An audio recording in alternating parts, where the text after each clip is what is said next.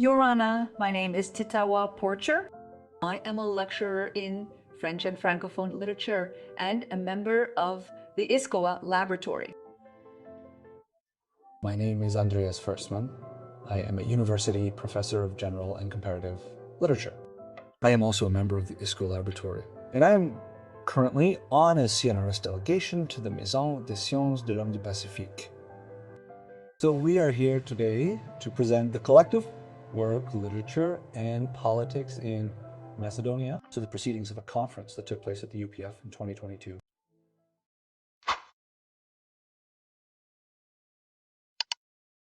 Well, there are several reasons. Initially, we find writers, men and women, of course, who are also political figures. This is the case of D.V. Gourdet, the late D.V. Gourdet, who was Minister of Culture and Education in New Caledonia. This applies naturally to President Moet Brotherson, author of The Absent Kings. That is the first reason. The second reason is that political issues are extremely important in Oceanian fiction, whether it's the protest against nuclear testing in Polynesia or the issue of what we call the events, the civil war in Caledonia in the 1980s, or simply relations with mainland France, or the whole issue of colonialism, but also the issue of education. All these issues of inequality, are extremely important in Francophone literature from the Pacific. Well, finally, there are also characters who are extremely active, who are activists. There are many in this fiction, whether it's in D.V. Gourdet or in Jean-Marc Tarin and Yu Tepin. Finally, several authors also intervene in the political debate. This is particularly the case for Chantal Spitz.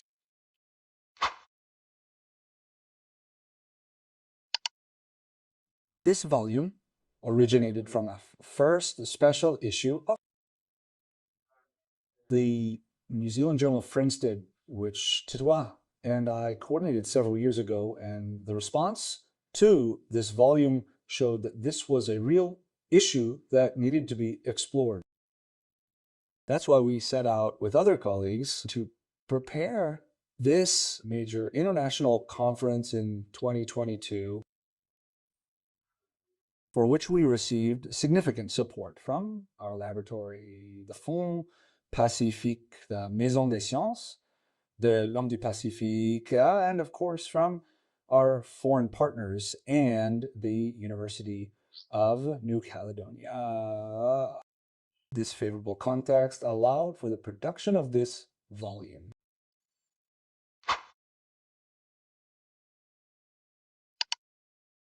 Yes, of course. We want this work to be open to everyone.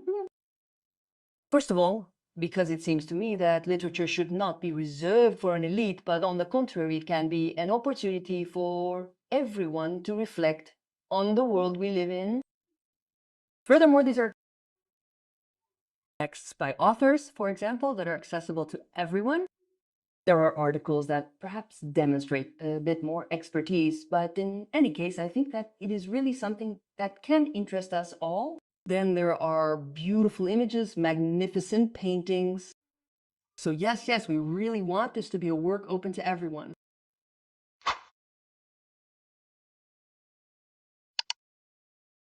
So we have a wide variety of themes in these articles.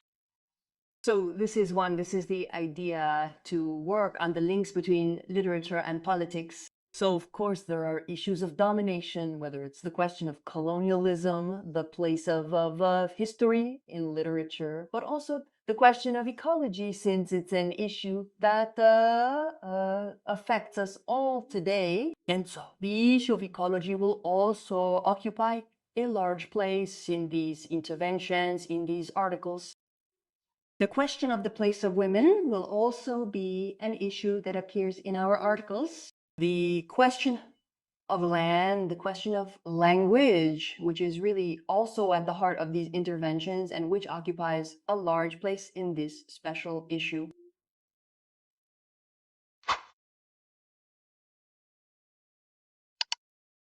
And so, as I've already said, the place of women is absolutely preponderant, since it is authors like Divi Gorotea, Chantal Spitz, Titaua Flora de Vatine, and Titaua Porchet who really dominate this French language oceanic literature.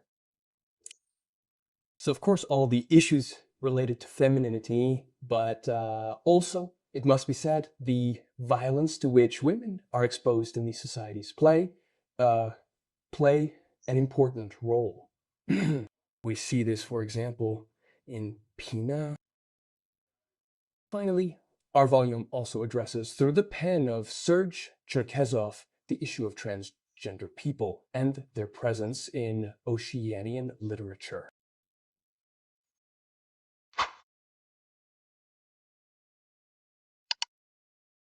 I think that this issue is really important from this point of view, because we tend to think that if these literatures are written in English or French, the indigenous languages are ultimately forgotten. This is not at all the case, and I hope that this issue will tend to show that these are literatures that embrace indigenous languages. We can see that in these literatures, Tahitian, for example, is present. Languages, the Pai language in De Deswegode. So this language exists, and it also brings together a whole universe. So the culture of the authors who write is particularly present in this literature. And I think that this is a central point of this literature. We can also add, can't we, and recall that in some texts, I'm thinking in particular of Chantal Spitz's Island of Crushed Dreams, there are long passages. So it's not because these authors choose French to publish their fiction that the local languages are absent. And we can even add that there are even lexical creations that will mix the two languages. I'm thinking of the hybrid poetry of Flora de Vatine, who talks, for example, about Maoism or Maoist crime, for example, in which she will forge her words with both French and Thai. Thai. So I think that they are truly magnificent creations.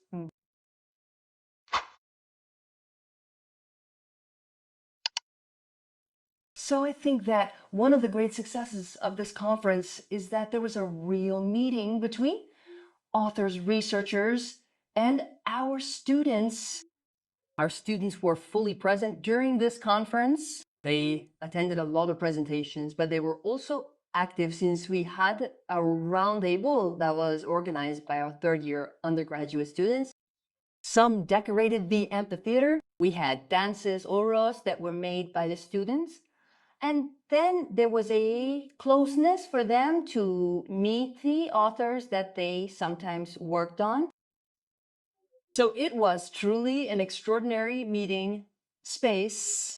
It really highlighted that literature isn't elitist at all, and that authors are flesh and blood individuals whom we were able to meet, encounter, and exchange ideas with.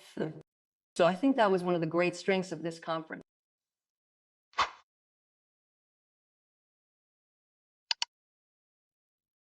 So it's true that this book for now has been printed and richly illustrated, and it's practically all works by Océanie artists who were chosen by our colleague from New Caledonia, Virginie Soa, who worked closely with the Bahu Center. So not only are these works from Oshi, but there was a lot of research to ensure that each work best accompanies the text that follows. So if I take a text about motherhood, there's this kind of question. We found a very beautiful illustration that will give meaning to this sequence of images and text.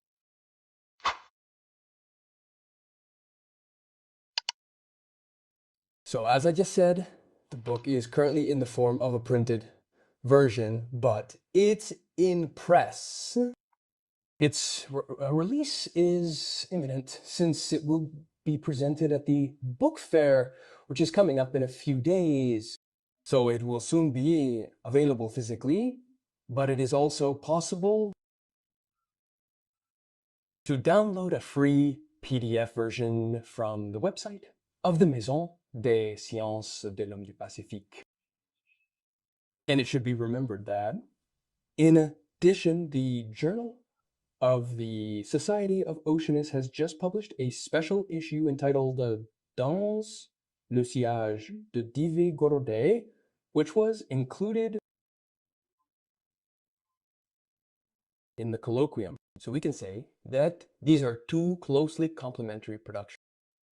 As for this issue, we will be at the book fair to present this book, and we will be delighted to meet anyone who is interested